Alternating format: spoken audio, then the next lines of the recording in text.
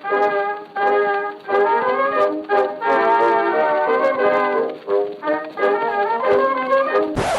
are not so great, Britain. Chapter 7. British universities. Are they really so great?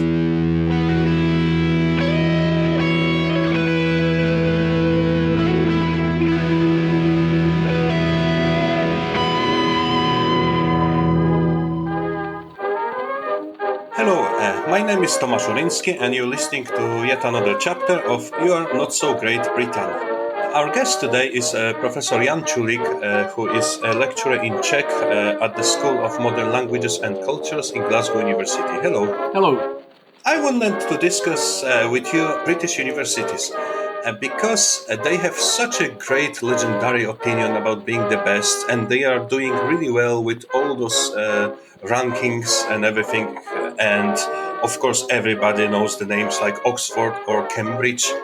But if you look at, like, say, most recent prime ministers of Britain who are all, I think, Oxford educated, you may have a feeling that this education is not really the greatest. So tell me, are really the British universities so great, or they just are going on this opinion that they gained over many years and we just haven't noticed the recent changes?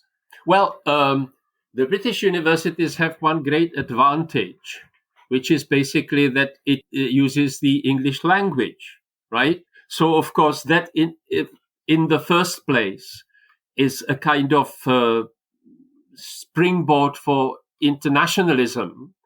And, of course, it is much more, sort of makes everything fairly easy to actually do international research cooperation, publishing stuff in international academic journals, doing research. So this is a great advantage. And I would actually, I think if I may chip in, it is.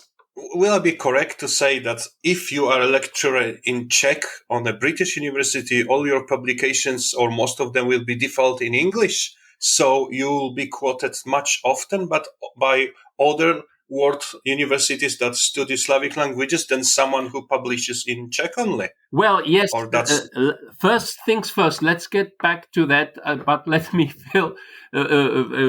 continue a little bit along this where I was there. Basically, I wanted to say that basically I think that primarily, as a result of the fact that the British universities use English as the sort of language of communication, this is one of the things why it kind of is fairly high up in various hierarchies, in various kind of polls or assessment of how they do in various assessment and comparisons. So this is one important thing. However, there is a major problem, which is some years ago already, British politicians introduced, probably under the influence of the situation in the United States, student fees. And while in some other European countries, let's think of Germany, for instance, but even various countries of sort of New Europe, countries like, say, Czech Republic or even Poland, where universities are funded by the state. But actually, the United States and the United Kingdom have made this conscious decision that actually universities shouldn't be state funded. But while they are kind of partially state funded, nevertheless, universities do have to survive by relying on student fees. And of course, in England, I'm talking to you from Scotland, the situation is slightly different. In England, the student fees are really quite exorbitant. It's about £9,000 per year. And actually, for people from abroad now, it really goes over, I mean, almost double the thing. And I would argue that actually the fact that the British universities have been forced to actually go on a kind of commercial basis, this is really a problem. It has really kind of damaged the British university system, because even though there's a lot of propaganda within UK universities, academics talking about excellence and good results of independent research and all that.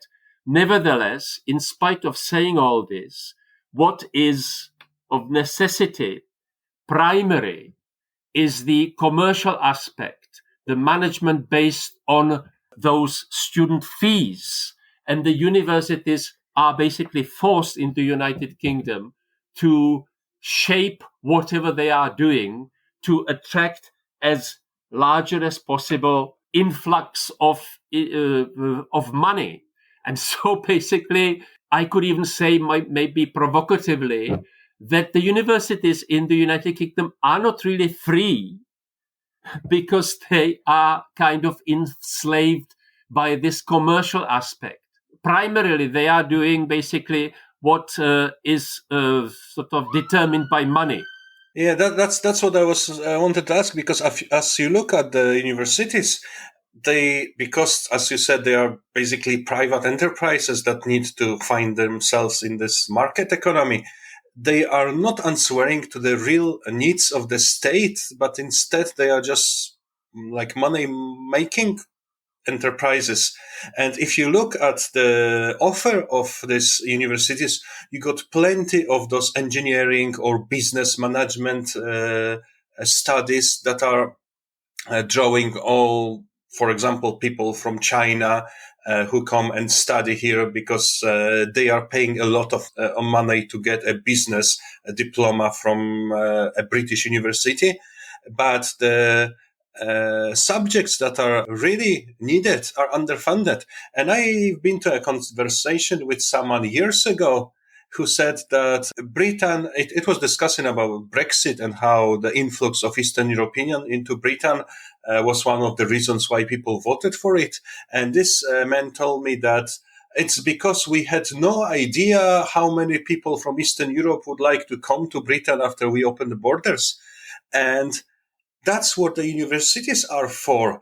They are the studies of various countries and cultures, and those academics should be able to tell you what to expect, because they would be sitting and researching and studying these nations. And meanwhile, you, as employee of this School of Modern Languages and Cultures, you were fighting for a survival of this institute, because it was deemed probably not economically viable, because you don't attract many foreign students paying this high fees, and as that you are not so great business for the university, and this leads to this like the directions of research and teaching to like diverging from the real needs of the country. Can I say that? Well, as I'm saying, this commercialism of the UK universities certainly sort of cast over the shadow over which topics basically the universities are concerned with. And at the beginning of this conversation, you were mentioning the fact that I was senior lecturer basically dealing with Czech studies.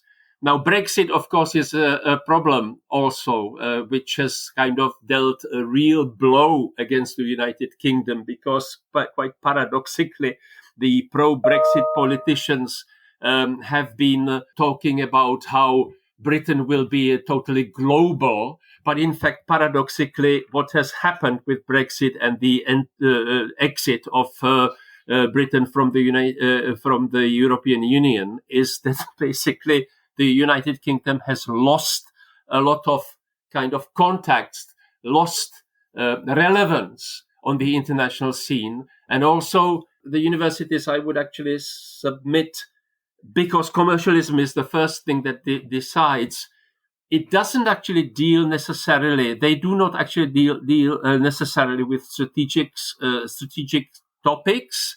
I would, for instance, argue that there are, well, we all are following the Russian aggression against Ukraine. We also know that Poland and Hungary, and to a lesser extent, countries, post-communist countries like the Czech Republic, are suffering with populism and kind of incipient authoritarianism, maybe. And under communism, before 1989, British universities knew full well, and of course commercialism still didn't kind of sort of run these universities, that it was strategically important for the United Kingdom to understand the hostile bloc of the Soviet Union and its satellites. So actually, these places was actually studied at British universities. Now, this seems to have basically gone, disappeared, and Britain is self-obsessed with itself and its problems, and it has lost, it's stopped being kind of a major international player. And I mean, the School of Modern Languages and Cultures in the United Kingdom, at the University of Glasgow, for instance, has concentrated only the larger kind of languages, like, say, French, Spanish, German. There is still Russian. They did, I mean, the honors programs in, say, Polish, which is a country of 40 million people, was closed down, as was a similar program in the Czech studies. And again, I think this is this problem of commercialism, because classes which doesn't have hundreds of students are regarded as non-viable. And I repeat that I think it's a problem, because the self-respecting country should really be following its strategic interests, and it should actually cultivate specialists who would be understanding what is happening in potential crisis centers in Europe and internationally at large. Yeah, and let's remember also that Polish is the second most spoken language in Scotland. It would be nice if some university was Yes. teaching Polish. It's quite interesting that universities kind of follow a certain amount of political correctness. Also, they talk about, they really spend quite a lot of time against racism, against Orientalism, wants to be very careful about possible kind of ostracization of students or problems from the third world. But unfortunately, this sort of same concern about dealing with Central and Eastern European Europe at British universities on an equal footing seems to be missing.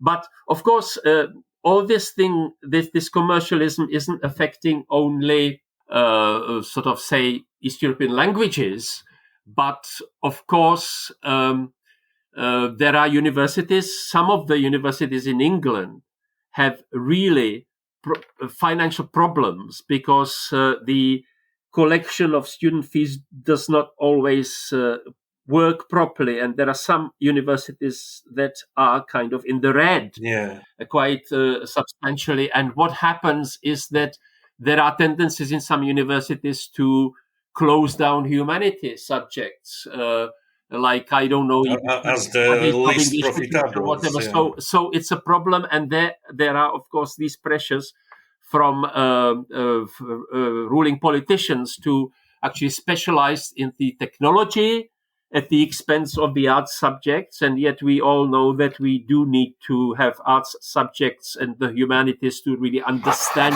developments. And social sciences, it's not going to save us all if we only do engineering or large subjects like IT for 400. Or the business management. Yeah. And one other point about this Brexit thing, we still at Glasgow University have quite a considerable number of students from the European Union. Now, I don't know how many people in England know or are aware of the fact that in Scotland, where education is devolved, undergraduate students do not pay student fees.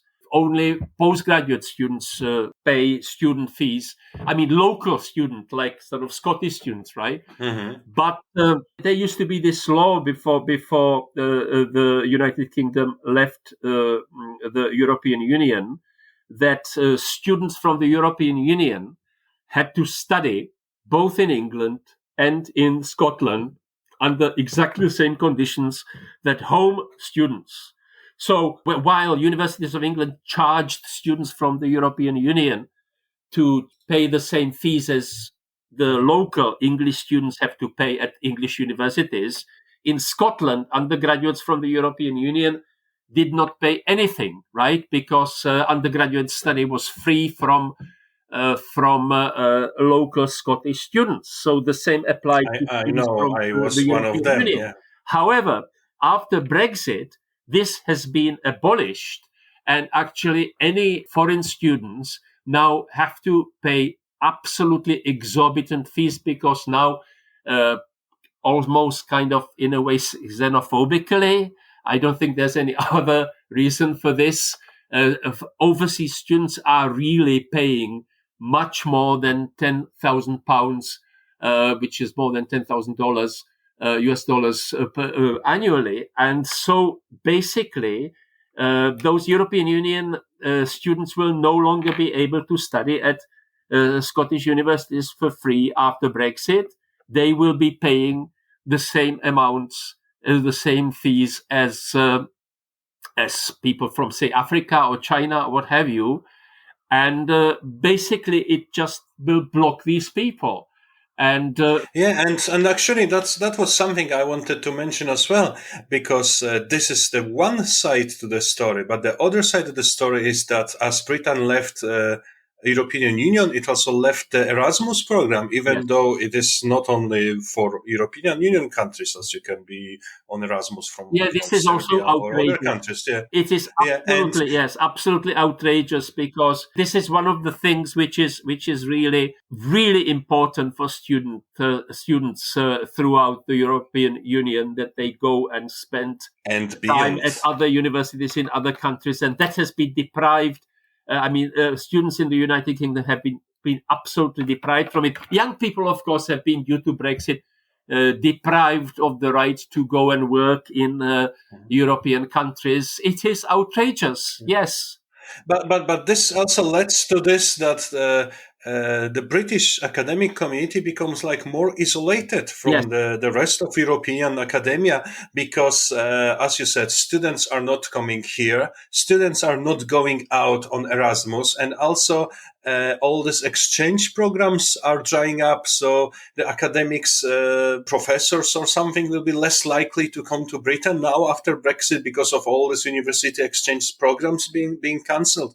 But there is also other problem to that, because as a student, as some of the listeners may don't know, but I was amongst other one of your students, and I always like that in comparison to the Polish universities when I studied before, that in the British universities the professors and teachers are so available for students. You can just go to them and talk. You can meet them. I remember we were meeting in the pub after classes for some further discussions, and you were always there for us to help or to give us some advice. And now, as you said, the universities are commercialized and the funds are being tightened. There's this problem, especially with younger academics, like on PhD level or slightly above, that they are really struggling to survive because they cannot get long-term contracts. They're constantly struggling. They are not paid well, and they don't know if they will be employed next semester or something. And this also impacts the quality of teaching a lot, I think, not to mention the strikes that were happening in Glasgow and in other universities for this very reason. So I would say that this commercialization of the academia not only impacted the teaching quality in the ways we discussed already, but also in that the lower paid academics have no longer that much time to just simply be able to sit down and work with their students as they had before.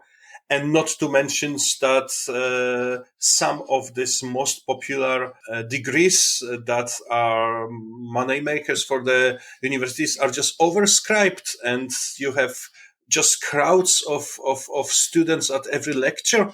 And it's just impossible to have this one-to-one relations between the professor and the student anymore.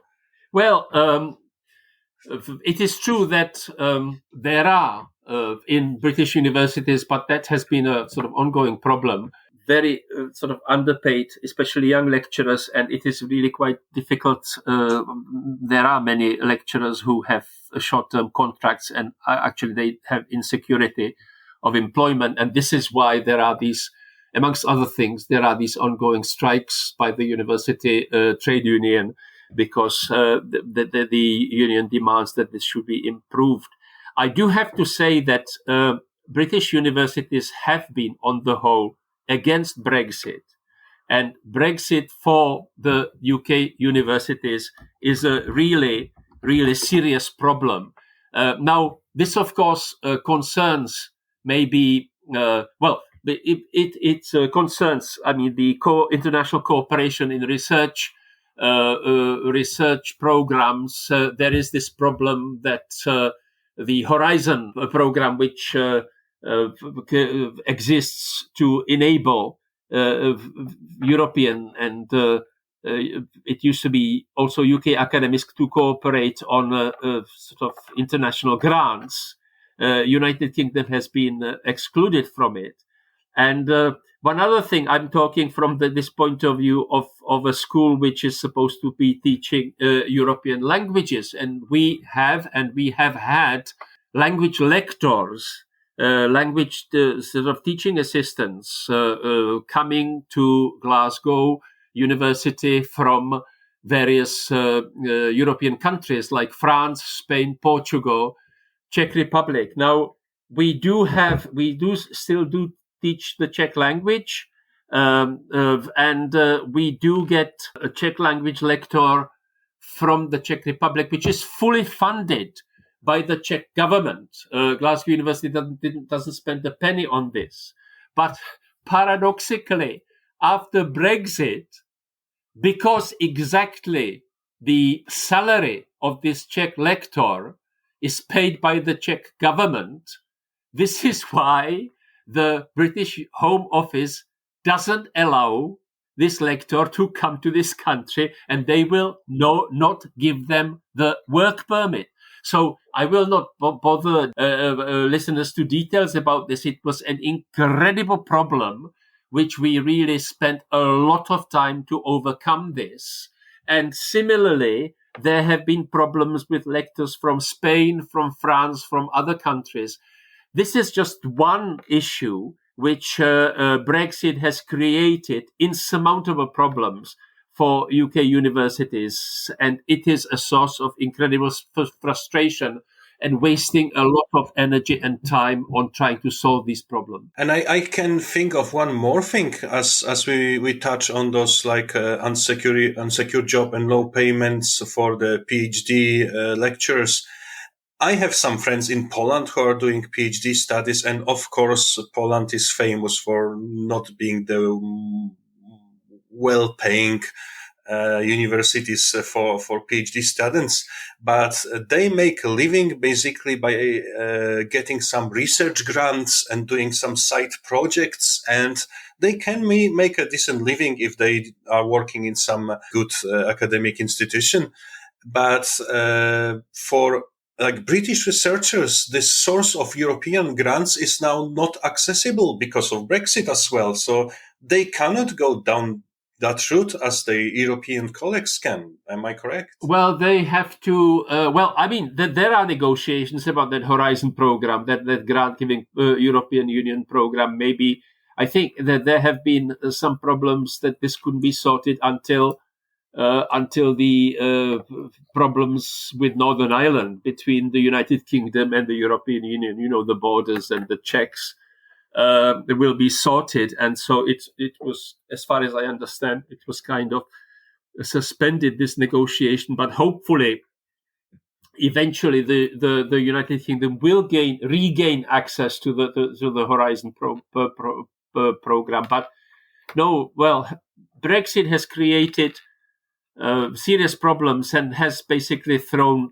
British universities into isolation. And of course, supporters of Brexit kind of think that middle classes in the United Kingdom are the sort of in a conspiracy against Brexit. All these people, all these kind of people who do not understand allegedly the ordinary people, like in Northern England, who voted for Brexit. But of course, as I keep saying, as I keep repeating, certainly the British universities knew very well that Brexit would be a disaster for them, and it is. Okay, I wanted to change the subject slightly and just to finish, ask you something like from the student perspective, because it is said that like if you are graduated from Oxford, you will have no problems finding a good job and so on.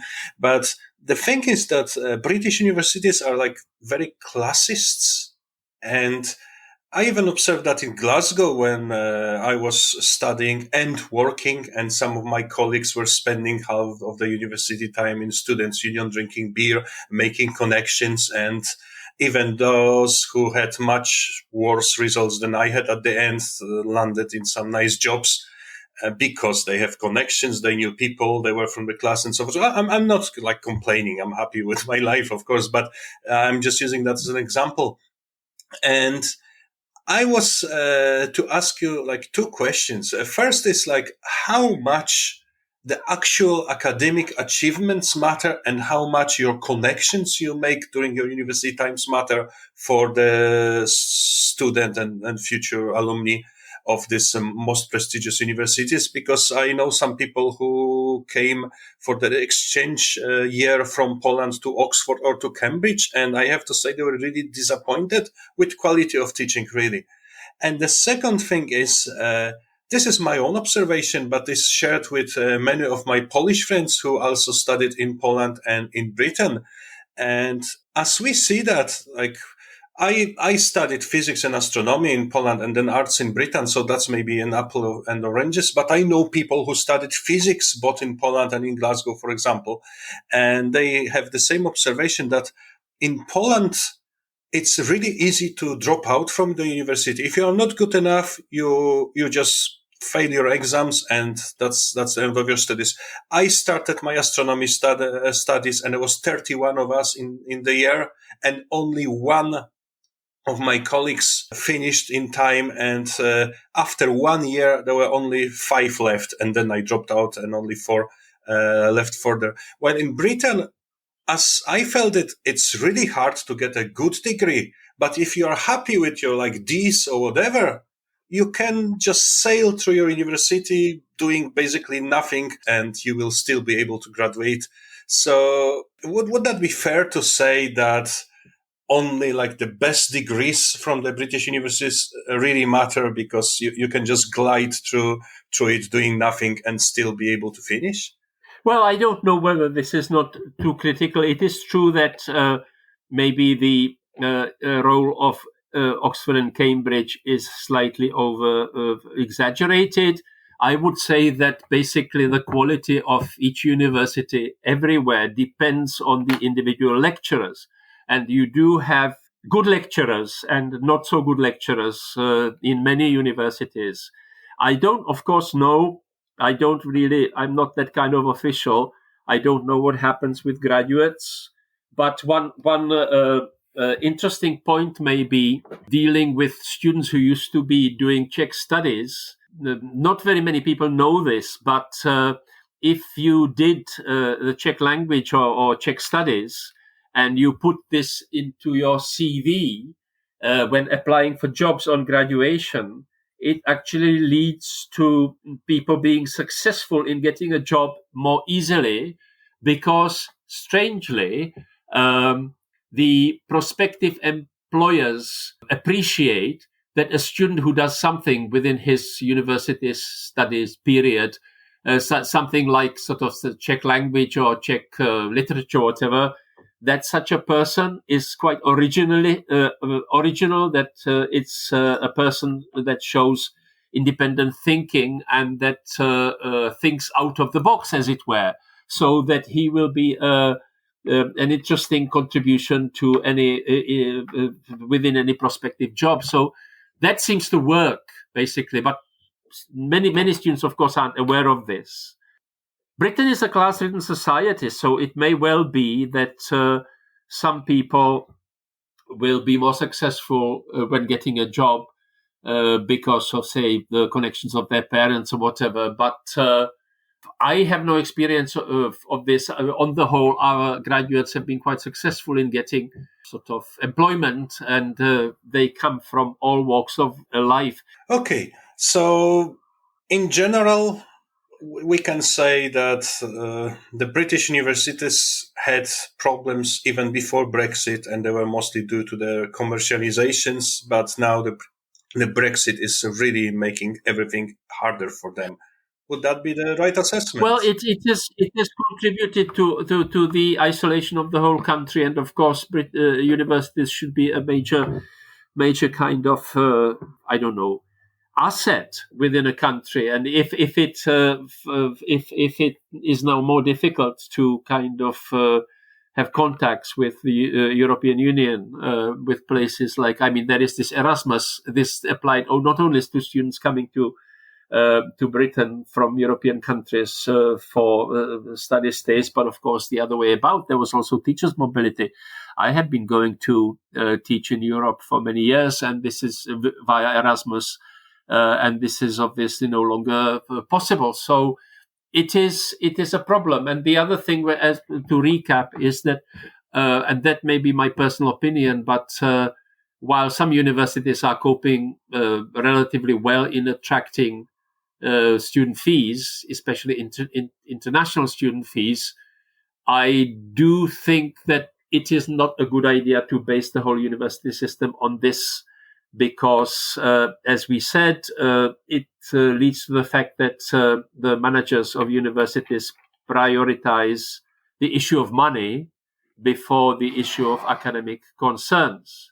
And look at Germany, for instance. Let's say that at the end, you can study for free in German universities, even if you are a foreigner from abroad. Mm-hmm. Britain, eat your heart out. The Germans know very well how important tertiary university education is. And this is why I'm now living in Helsinki, and I'm literally bombarded with advertisement of on Facebook and on social media, where universities invite me to study basically for free, do some courses or a PhD or something. They actively advertise spending money to bring me to them to study for free. So I guess they may understand that this is important, not only as a money-making enterprise, but as improving your country's academic growth and community by inviting foreigners to study. But just really to finish, we try to finish every chapter of our podcast with some advice for Britons, what can be done to improve the subject of each chapter. And you already mentioned that, in your opinion, basing universities on fee-paying students maybe not the greatest idea. Can you think of anything else that would make British universities greater, better? Well, there would be these contacts, international, which needs to be developed and reinstated. And I don't know whichever party would actually support this. And then, of course, unfortunately, Britain is really influenced by the situation in the United States, and their universities in the United States are very commercial. And Britain always kind of copies the United States, not necessarily terribly successfully. So American universities seem very powerful. The pays are usually fairly substantial. But again, there is this issue of commercialism as well. And I can't see that any political party in the United Kingdom would actually abolish this. It is good that in Scotland, as I keep saying, undergraduates don't pay any student fees, but it is a disaster that the European students can no longer really kind of study here. And of course, it has greatly enhanced the overall atmosphere when you have a class where I don't know what 30-40% of the students are students from the European Union, because you get in a sort of class discussions, you get these different views from different cultures, and this is incredibly useful. And kind of confrontation from different cultures brings new ideas, but of course that will no longer exist. I feel quite pessimistic about any possibly positive changes in the United Kingdom. Basically, we can sum it up that if the British universities wants to be greater, they should look more into Europe, like Germany, Finland, and learn from there, less perhaps across the Atlantic. Thank you, Professor Čulík, for your time, and you are listening to You Are Not So Great Britain. Thank you very much. Goodbye.